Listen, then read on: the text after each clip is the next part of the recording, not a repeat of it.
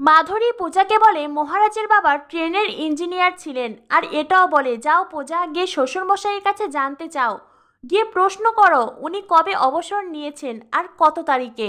তখনই সেখানে মহারাজ চলে আসে। মাধুরী এক কাপ চা নিয়ে চুমুক দিয়ে পূজাকে বলে দারুণ হয়েছে। এরপরেই মাধুরী রান্নাঘর থেকে বেরিয়ে মনে মনে ভাবতে থাকে, মহারাজ তোমার সুখের সংসারে আগুন লাগিয়ে দিয়েছি, এইবার দেখো তুমি সেটাকে বাঁচাতে পারো কি না।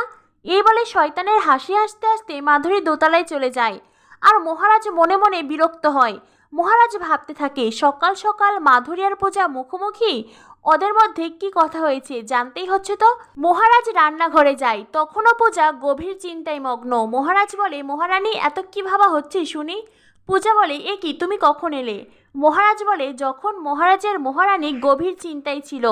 পূজা বলে, আচ্ছা তুমি আর বাবা আমার কাছ থেকে কোনো কিছু গোপন করছো না তো। মহারাজ পূজার কথা শুনে অবাক হয়ে যায়। মহারাজ মনে মনে ভাবতে থাকে পূজা হঠাৎ এই কথা কেন বলছে, তবে কি সেই দিন আমার আর বাবার কথা মাধুরী শুনে ফেলেছিল। পূজা বলে, কি হলো চুপ করে থাকলে কেন, আমাকে বলো তুমি আর বাবা আমার কাছ থেকে কোনো কথা গোপন করছো না তো, প্লিজ তুমি আমাকে মিথ্যে কথা বলো না।